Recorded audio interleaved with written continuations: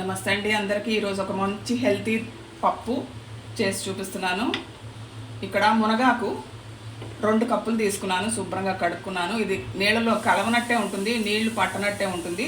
బాగా చేతులతో నలిపి కడుక్కోండి. ఇక్కడ 2 టొమాటోలు, 2 మీడియం సైజు ఉల్లిపాయలు,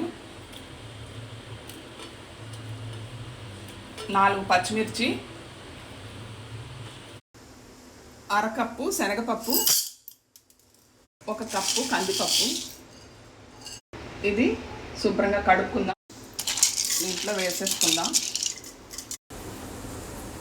కొంచెం పసుపు, 3 గ్లాసులు నీళ్లు,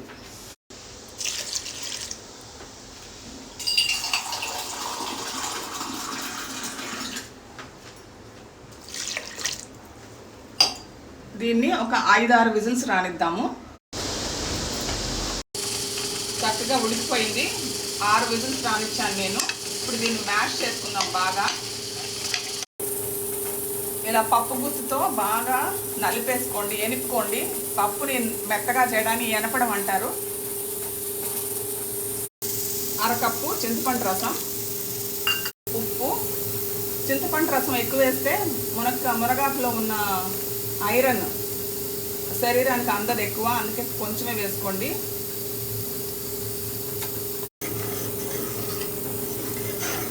ఒకసారి స్టవ్ వెలిగించుకుందాము. ఇక్కడ ఆవాలు, మినప్పప్పు, జీలకర్ర, ఇంగువ, వెల్లుల్లి వేసి ఎండుమిర్చితో పోపు వేసుకున్నాను, అది కలిపేస్తున్నాను.